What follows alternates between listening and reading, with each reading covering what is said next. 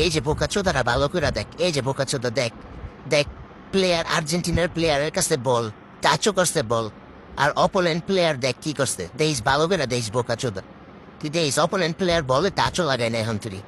বোকাচোদারা এই বালের খেলা বুঝো তোমরা।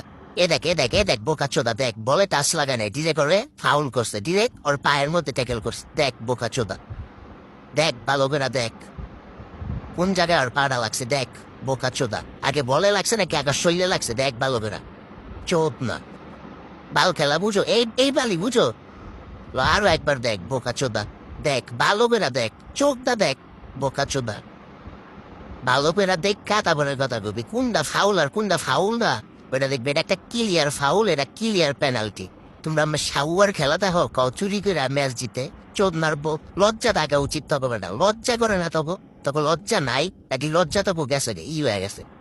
হালা নীল লজ্জ চোদা গুণানকার, এই বালের খেলা বুঝো।